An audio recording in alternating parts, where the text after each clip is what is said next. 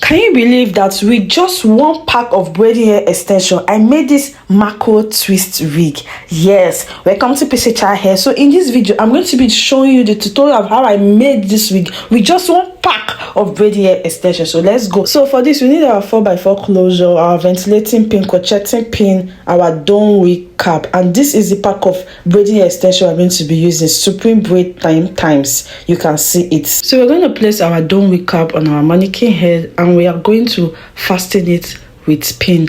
You fasten with pin at the back like this and at the side. You don't need to put at the front because we are going to place our 4x4 closure. So while placing our 4x4 closure, you want to bring it a little bit forward, like 2 inches forward. You place the pin at the midpoint, place the pin at the midpoint at the back, then you place the remaining pin. So you want to start sewing your closure to the wig cap. So you're going to braid the hair and clip it like this so that it will not affect you while sewing it.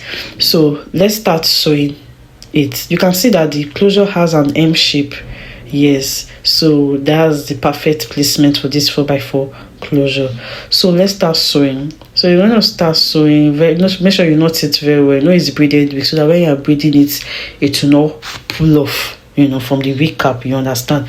So you knot it very well. Finish sewing it. You also knot it very well and cut the rope. Make sure you cut it very short like this so that it will not show. Yes, so you can see that we finished sewing the closure to the wig cap. So let's go to the next step, which is drawing our guideline, because for braided wig you need your guideline. Without guideline you're going to make mistake, trust me. So you place your tape rule like this. Let the 1 inch mark be at the bottom like that. So you start marking 1 inch to the top. When you get to 2 inch to the 4x4 closure, you start marking half an inch. You see, from that 10, 12 is on the closure, so from 10 you start marking half an inch to the closure. You can see, so we have half an inch to the closure. So we're going to draw the line down. Start drawing the line down from the top. Just draw from the top so that you will not make a mistake. After drawing this from the top, then you start drawing from the back to meet the top. You can see. Yes, so after you're done drawing the guideline, we're gonna start braiding. So this is basically a 4x4 closure guideline. You can also use this when you want to sew your ribbon to the wig cap. Yes, so this is our one pack of extension. So we're going to start removing it one. So this is a Lush 10-in-1 extension. I wanted to try it if I can be able to make a full wig with it. So myself, I was shocked by the result also. You can see that I tried managing the extension, divided into 2. Then we are going to start crocheting. So for crocheting, you are going to knot the extension. Yes, when you crochet it, you will knot it like this. Then you will divide it into 2, then twist. Yes. So to make this faster, I would advise that you crochet some of it at once before start braiding, because if you start crocheting it one and be braiding it, it's going to waste your time. You get, I don't want your extension to the one that you've opened to get scattered. So you're going to crochet as much as possible before twisting. Yes, so you see I crocheted this part. I'm going to crochet the other part so that I can twist both of them at once without crocheting. As time goes on, I started crocheting more before twisting. So make sure you twist very well. You're going to be twisting tight because this is a wig, not on your hair that you can loosen easily. So you're going to make sure that it's going to be very, very tight, strong and firm. You understand? So as this back, we're going to be leaving a lot of space. Yes, we are using one pack of braiding hair extension to make this wig. So, and this twisting is long. The hair is long, so you don't need it to be very, very full, because if it's very full, it's going to be heavy. The length itself has given it weight. So as you get to the top, you start crocheting closer. You see, start crocheting closer. As I advise you earlier, crochet as much as possible, then you start twisting. It will make your work more easy for you. So as I get into the top to this half an inch parts, you will crochet closer to each other. you can see what I am saying. You crochet closer to each other, then you braid. So if you watch this video to this point and you have not subscribed to my channel, kindly do subscribe. I have a lot of tutorials that I've posted on my video, on my channel. Yes, give this video a thumbs up. Please like this video, comment before I finish this video, comment if the wig will be worth it or not. So, and hit the notification bell for you to be the first one to get notified when I post a new video. I always post tutorial videos for beginners. If you want to learn how to make wig, I post tutorial videos, ventilating videos and all that. It's up on my channel. So after crocheting and twisting this part, so we're going to crochet this part on top of the lace net. You know, this part that we sew to the wig cap, we're going to crochet on top. Yes, crochet it closely together so that it's going to cover up, you know, the space. Crochet closely to each other and twist. For the crocheting of this part, we're not going to knot it though. You know, it's a closure net and it's not strong. If you knot it, the net will tear. You understand? So when you crochet it like this, just watch this closely.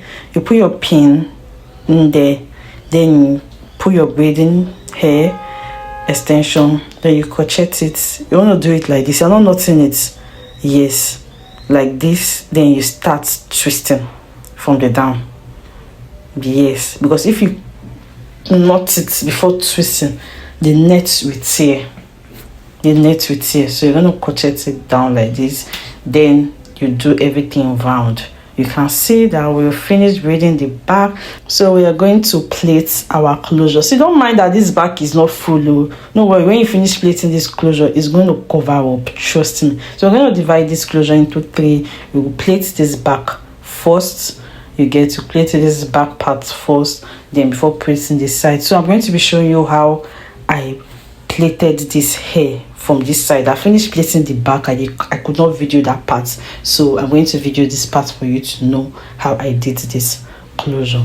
So you're going to divide them first into the parts that you want to plait. You get, so you will divide this, then we're going to start braiding. You braid a little bit before twisting. Yes, so that you get a frame hole. Some people, they twist from the ground, but no, this one I braided a little bit before twisting. For this up part, you want to take smaller extension because of the hair. You don't want it to be that thick, so that it will be different from the one from the back. So you're going to take smaller extension and start it. So I'm going to be doing a second one for you to watch what I am doing. Please watch closely how I braided this part. So if you watch to this part and you have not subscribed to my channel, please hit the subscribe button, like this video, give this video a thumbs up, hit the notification bell so be the first one to get notified when I post a new video. So we're done braiding everything. You can see that, look at the remaining extension remaining. We used almost everything, just that tiny extension remaining. Yes, you can see. So we are done. We are going to start trimming the hair. You want to make sure that you trim the hair properly so that it will be neat. And trimming a twist is not the same as trimming a braid, because a twist is very tiny. You want to be very careful. Yes, this braiding extension is waterproof, so you can pour hot water on it so that it will be nice. It will slip down. You know the reason why you pour hot water on the braiding hair extension. So you're going to make sure that you pour hot water like this. Put a bucket. It's not like your normal short wig, so you're going to use bucket like this, and make sure that you put enough hot water at the tips, yeah, so that you can be able to trim it very well. So I use my towel to stretch it out so that it will be very straight before cutting the tips. Yes, I'm going to put hot water again. Yes, put hot water again so that it will be straight.